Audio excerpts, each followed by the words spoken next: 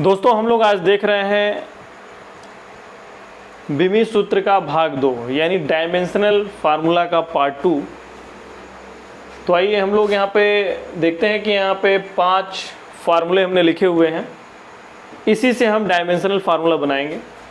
दोस्तों यहाँ पहला दिया हुआ है momentum equal to mass into velocity, यानी हिंदी में अगर बोलें तो संवेग बराबर द्रव्यमान गुणे वेग।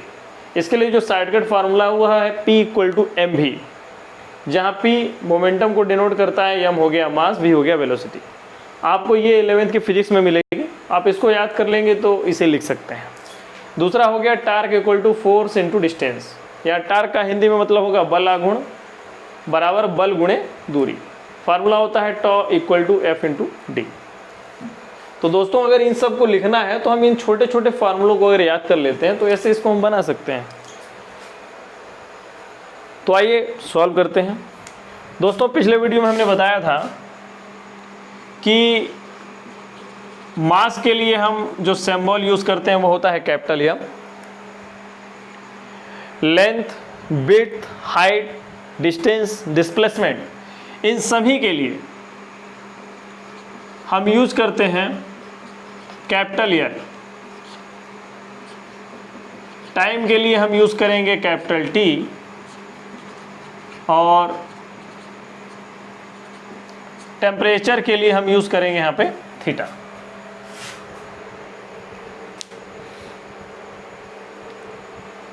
तो दोस्तों आगे सॉल्व करते हैं। यहाँ दिया है momentum equal to mass into velocity, अगर आपको याद है, या P इक्वल टू एम भी याद है तो आप यहाँ से बना सकते हैं। यहाँ से देखिए मास, m यानी मास, तो इसके लिए हो जाएगा आपका कैपिटल M। v हो गया वेलोसिटी, हम इसको थोड़ा रफ वर्क में भी इसको सॉल्व कर सकते हैं। वेलोसिटी बराबर आपको याद है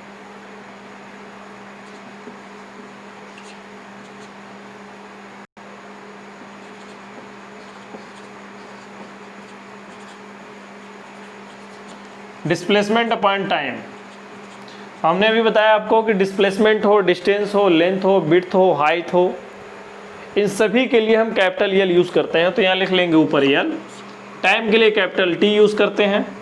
तो इसको जब हम आगे इसको तोड़ेंगे तो देखिए t इसके पावर कुछ नहीं है तो हम 1 मान के चलते हैं।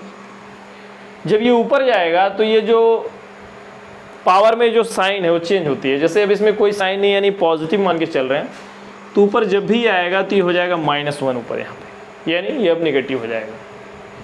तो यहाँ पे हम लिख सकते हैं LT पावर -1, ब्रैकेट बंद कर दीजिए। तो यहाँ से हम देख सकते हैं कि मोमेंटम में जो मास का पावर है 1 है, लेंथ का भी पावर 1 है, और टाइम का पावर है -1। अब दोस्तों आगे चलते हैं। Torque equal to force into distance. तो यहाँ से हम लोग देख लेते हैं क्या है फोर्स। तो फोर्स इक्वल टू क्या होता है, तो दोस्तों आप यहाँ पर रफ वर्क में देख लीजिए। F इक्वल टू होता है फार्मूला ma, ये मुझे याद है 11वीं की फिजिक्स में है। तो अगर आपको ये याद है तो आप यहाँ से फोर्स का डायमेंशनल फार्मूला लिख सकते हैं। Force equal to ma, m का मतलब होता है मास, a का होता है एक्सेलरेशन। तो m के लिए आप क्या यूज़ करेंगे, कैपिटल M, और a हो गया आपका एक्सेलरेशन। तो एक्सेलरेशन इक्वल टू होता है change in velocity upon time. तो चेंज इन वेलोसिटी, तो वेलोसिटी देखिए यहाँ पे मैं इसको खोल देता हूँ। देखिए अगर आपको जैसे वेलोसिटी हो गया, लेंथ हो गया, डिस्प्लेसमेंट हो गया, या फिर वॉल्यूम हो गया, एक्सेलरेशन हो गया, इनके अगर आपको डायमेंशनल फार्मूला याद है तो जो बड़े बड़े डायमेंशनल फार्मूले होते हैं उनको लगाने में आपको समय कम लगेगा। जैसे अगर मुझे यहाँ पे याद है कि फोर्स इंटू डी, ठीक है ना, फोर्स इंटू डिस्टेंस। फोर्स का यदि मुझे ma से यहाँ पे याद हो कि मास का m होता है, ये तो पता ही है, और एक्सेलरेशन का LT पावर में यहाँ हो जाएगा -2। अगर इतना हो, अगर मेरे को m पता है यहाँ पे, तो मैं सीधे यहाँ उठा के रख सकता हूँ। और यहाँ पे d का यानी डिस्टेंस का हो जाएगा यार, मैं तुरंत इसको सॉल्व कर सकता हूँ। तो हमें समय कम लगेगा। लेकिन अगर हमें याद नहीं है तो भी हम इसको लगा सकते हैं। तो आप यहाँ करेंगे क्या, यहाँ पे हमें 2 काम करने होंगे। सीधे m को क्या लिखेंगे आप, मास। a से हो गया एक्सेलरेशन, तो एक्सेलरेशन को आप तोड़ेंगे किसमें,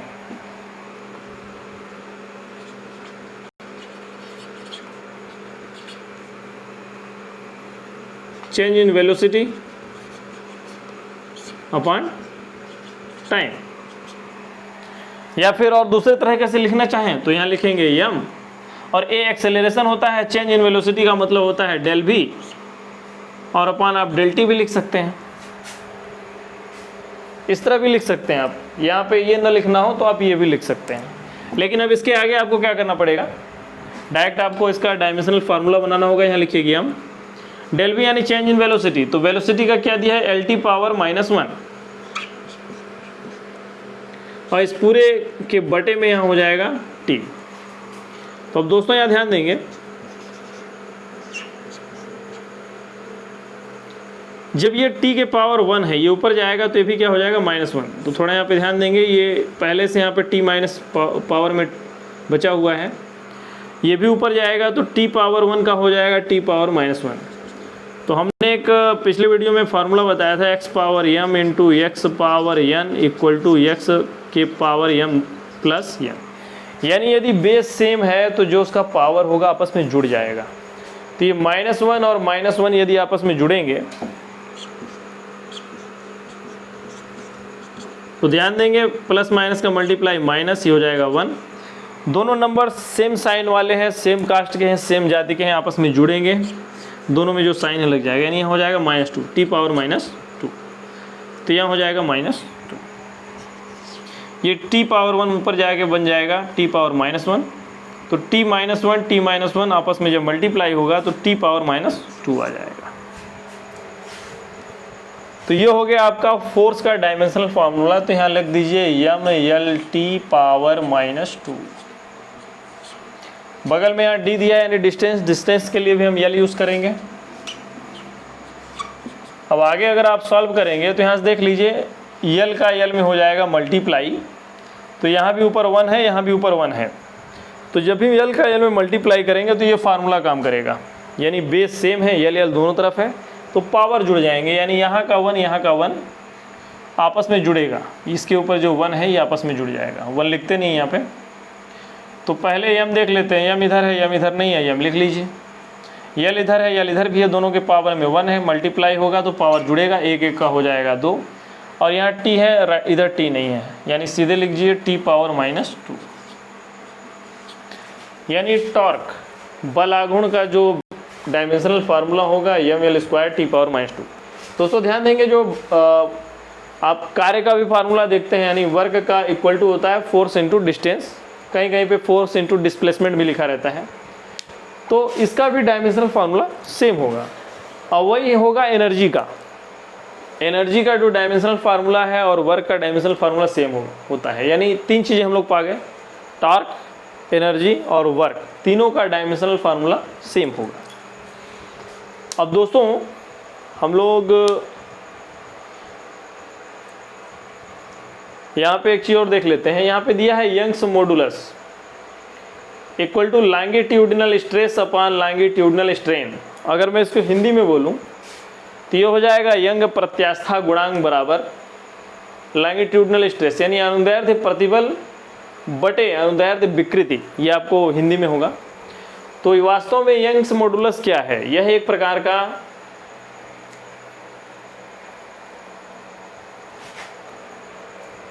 प्रत्यास्थता गुणांक है, यानी इंग्लिश में बोले तो मॉडुलस ऑफ इलास्टिसिटी।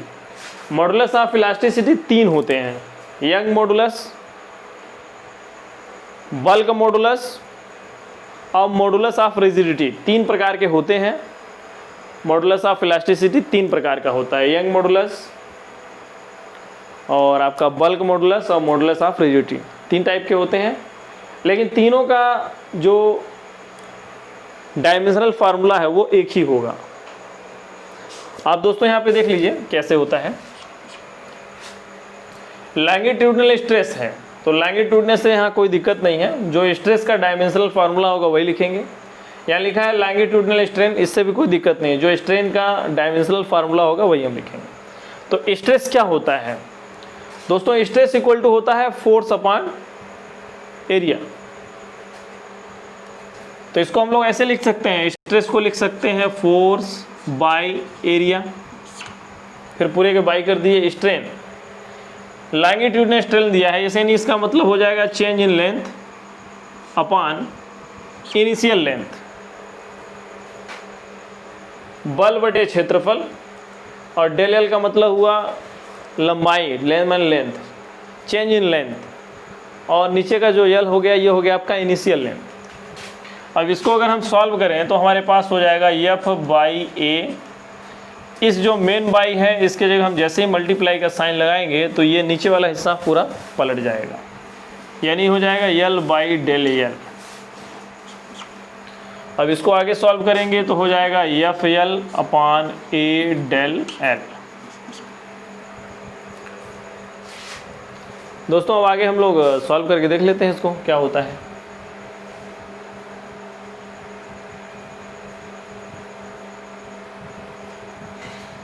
एफ हो गया आपका फोर्स यानी बल। बल के लिए हमारे पास यहाँ पे फार्मूला है M L T power -2।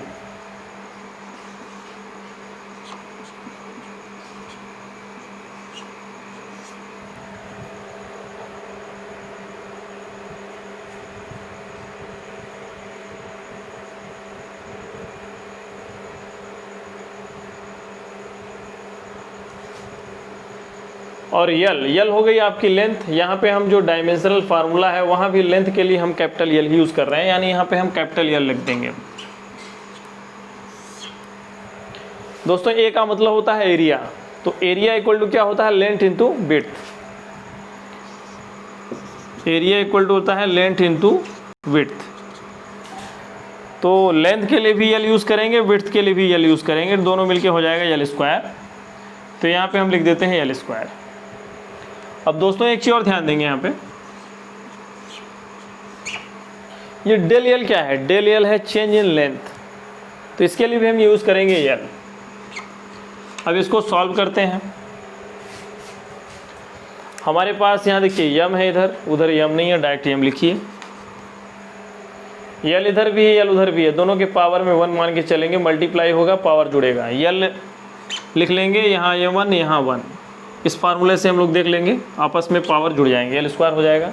T power -2 इधर है उधर नहीं है, डायरेक्ट लिखिए। अब यहाँ नीचे हम लोग देख लेते हैं मेरे पास बचता क्या है। यहाँ पे यल स्क्वायर है, यहाँ पे कुछ नहीं है तो 1 मान के चलेंगे। दोनों का जब मल्टीप्लाई होगा ये कंडीशन अप्लाई होगी, यानी बेस सेम है तो पावर जुड़ेंगे, 2 और 1 आपस में जुड़ जाएंगे तो हो जाएगा 3। अब दोस्तों ये यहाँ पे पॉजिटिव है पावर, यल पावर 3, यानी इसका जो पावर है पॉजिटिव है, जब ऊपर जाएगा तो नेगेटिव हो जाएगा, यानी ये बन जाएगा यल पावर -3। तो यहाँ पे हम लिख लेंगे M L square T power -2 bracket बंद, और ये यहाँ आ जाएगा यल पावर -3। अब दोस्तों इसको फिर सॉल्व करते हैं। तो यहाँ पे आप देखिए यम इस तरफ है उधर यम नहीं है, कैपिटल यम लिखिए। यल इधर भी है यल इधर भी है, यल लिखिए। अब दोस्तों होगा क्या, जब बेस दोनों के सेम है तो जो पावर से जुड़ेंगी, तो यहाँ पे आप देखिए क्या लिखा है 2, इधर लिखा है -3। दोनों को जब भी हम जोड़ देंगे तो आप देखिए क्या होता है, प्लस माइनस का मल्टीप्लाई माइनस, और यहाँ हो जाएगा 3। तो 3 में से 2 अगर हम माइनस करेंगे आएगा 1, बड़ा नंबर नेगेटिव है तो यहाँ लिख देंगे माइनस साइन -1, यानी यल का पावर हो जाएगा -1, और t -2 उस तरफ नहीं है तो डायरेक्ट t -2 यहाँ उतारिए, ब्रैकेट बंद करिए। यानी यंग मॉडुलस का डायमेंशनल फार्मूला हो जाएगा यम यल पावर -1 टी पावर -2। यही बल्क मॉडुलस का होगा, यही आपका मॉडुलस ऑफ रिजिडिटी का होगा, या मॉडुलस ऑफ इलास्टिसिटी भी आएगी तो उसका भी यही डायमेंशनल फार्मूला होगा। तो दोस्तों अब यहाँ से मैं इसको पूरा हटा के डायरेक्ट इसको ऊपर लिख देता हूँ।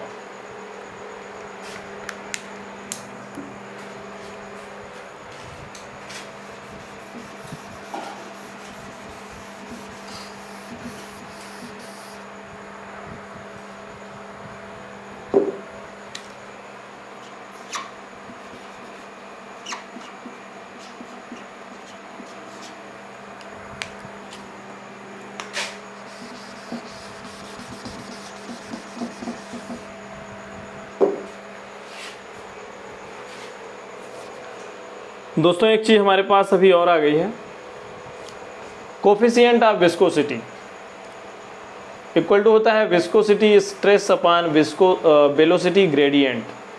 तो दोस्तों इसका हिंदी में मतलब देख लेते हैं। कोफिशिएंट ऑफ विस्कोसिटी का मतलब हो गया आपका श्यानता गुणा,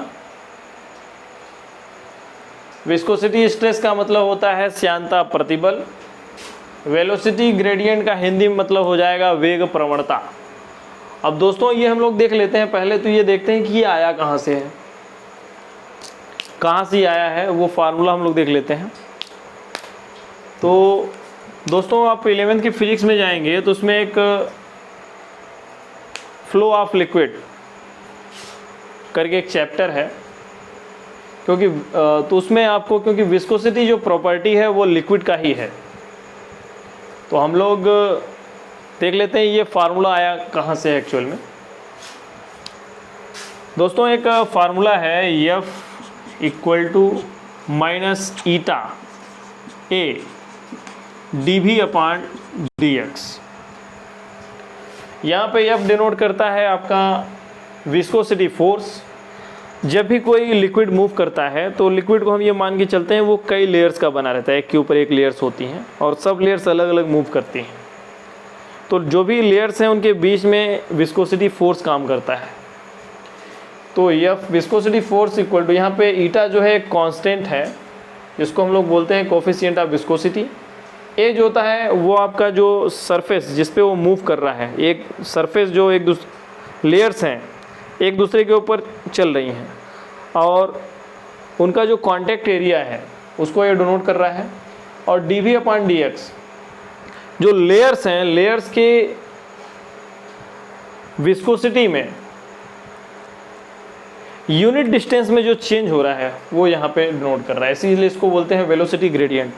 माने यूनिट डिस्टेंस में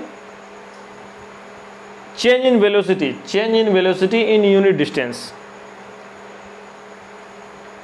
यूनिट डिस्टेंस में जो वेलोसिटी में चेंज हो रहा है वही है आपका वेलोसिटी ग्रेडियंट। ये dV बाई dx इसको शो कर रहा है। तो इसमें से जब हमको ईटा निकालना होगा यानी कोफिशिएंट ऑफ विस्कोसिटी, तो इसको आप क्या करेंगे, इस फार्मूले को आपको याद रखना है, इसी से ये बना ही है, ये बेस फार्मूला है इसका।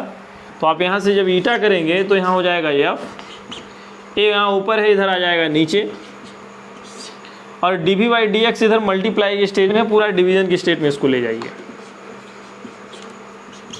तो आपको पता है फोर्स बाय एरिया होता है आपका स्ट्रेस, और dV बाई dx माने change in velocity in unit distance, ये हो जाएगा आपका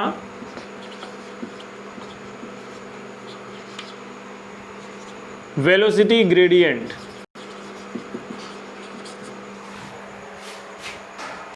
ये आपका हो गया स्ट्रेस। स्ट्रेस इक्वल टू होता है फोर्स अपान एरिया, इसको आप यहां निकालिए।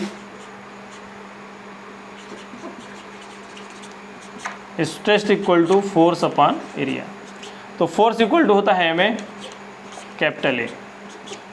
तो एम का हो गया मास और ए माने एक्सेलरेशन का हो जाता है LT पावर -2 अपान ए माने एरिया होता है, एरिया मतलब होता है लेंथ इंटू विड्थ, यल इंटू यल होगा इसका, तो हो जाएगा यल स्क्वायर। इसको आगे हम सॉल्व करेंगे तो mL T power -2 into L square ऊपर जाएगा तो बढ़ेगा L पावर -2। अब इसको जब हम सॉल्व करेंगे आगे तो आप यहाँ देख लो क्या हो जाएगा, ये हो जाएगा m, यहाँ भी यल यहाँ भी यल, आपस में जब मल्टीप्लाई करेंगे तो इनके पावर्स जुड़ जाएंगे। यहाँ कुछ नहीं है तो आप एक मान के चल सकते हैं। तो यहाँ एक हो गया, यहाँ हो गया इसका -2, दोनों को जोड़ेंगे तो प्लस माइनस का मल्टीप्लाई माइनस, और 2 यहाँ रख देंगे, 2 में से एक माइनस करेंगे तो 1 आएगा, बड़ा नंबर माइनस है, -2 है यानी नेगेटिव है बड़ा नंबर, तो यहाँ हो जाएगा -1। और बगल में यहाँ T माइनस पावर 2 है, पावर में -2 है, यहाँ पे नहीं है, सीधे उतार दीजिए। तो mL -1 T -2, देखिए ये आ गया है, यहाँ सीधे लिखिए।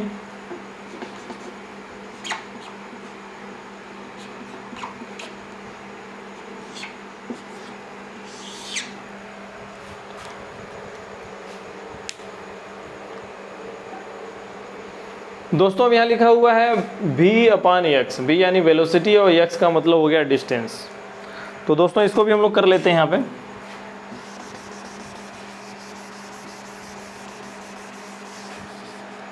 हाँ देखिए, v से होता है वेलोसिटी, वेलोसिटी इक्वल टू होता है डिस्प्लेसमेंट अपॉन टाइम।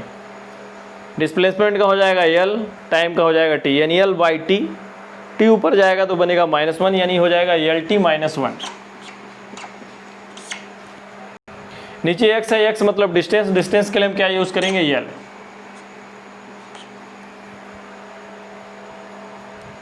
अब आप यहां से देख लीजिए क्या बचता है हमारे पास। डायरेक्ट काटना चाहे तो काट भी सकते हैं, तो यहां से हमारे पास केवल बच जाएगा t पावर -1।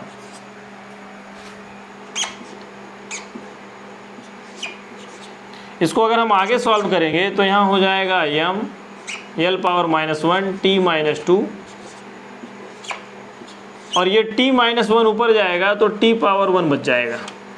यहाँ का माइनस साइन हट जाएगा, तो यहाँ पे जब 1 बचेगा तो 1 आप लिखिए चाहे मत लिखिए, ज़्यादातर नहीं लिखना पड़ता है। अब आगे जब हम सॉल्व करेंगे तो आप देखिए क्या बचता है मेरे पास बचेगा कैपिटल M l पावर -1 और t -2 है, इधर t है। जब दोनों का मल्टीप्लाई होगा तो t तो लिखा ही जाएगा, पावर्स आपस में जुड़ेंगी, यानी यहाँ बचा है -2, इसके ऊपर कुछ नहीं है तो 1 मान के चलते हैं, और दोनों क्या होगा, जुड़ेगा। तो ध्यान देंगे एक नंबर नेगेटिव एक नंबर पॉजिटिव, यानी दोनों अलग अलग जाति के हैं, अलग अलग कास्ट के हैं, तो माइनस होगा, घटेगा, 2 में से 1 घटेगा, 1 बचेगा। जो बड़ा नंबर है उसके साथ जो साइन होगी वो लग जाएगी, यानी हो जाएगा -1, यानी यहाँ पे हमारे पास आ जाएगा -1। यानी इसका जो डायमेंशनल फार्मूला हो गया m l पावर -1 t -1 हो जाता है।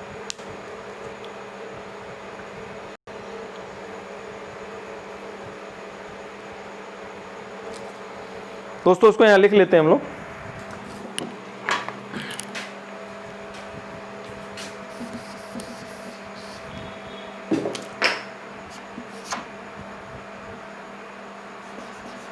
m l -1 t -1, ये हो गया आपका कोफिशिएंट ऑफ विस्कोसिटी का डायमेंशनल फार्मूला।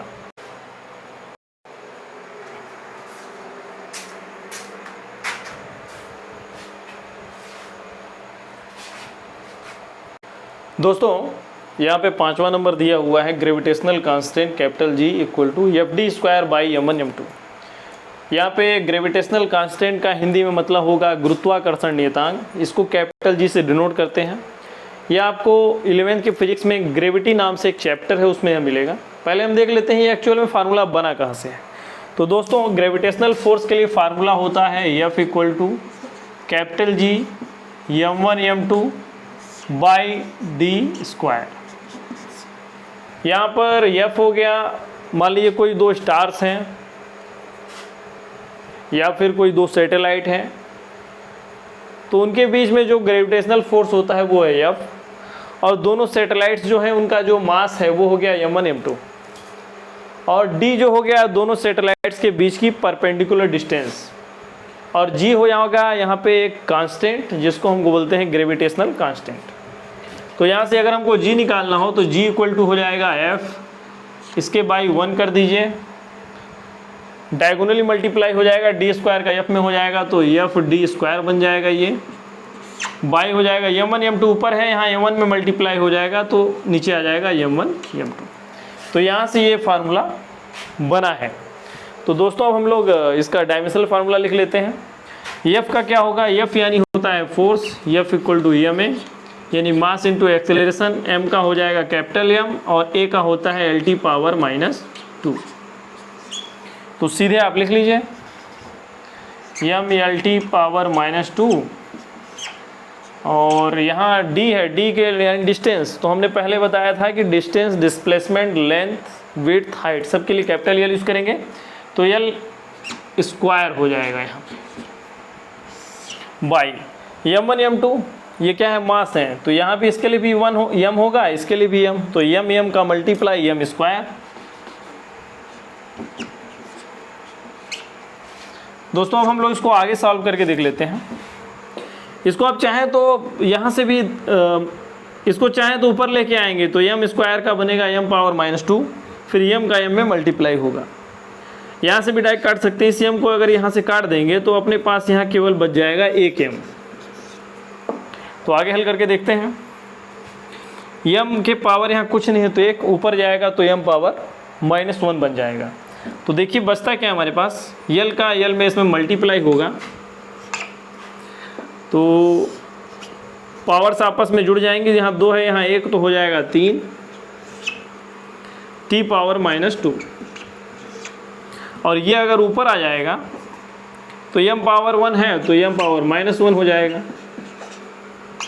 तो आप दोस्तों देख लीजिए, इधर यल है इधर यल नहीं है, इधर t है इधर t नहीं है, इधर m है इधर m नहीं है, माने जो भी है सब सिंगल सिंगल है।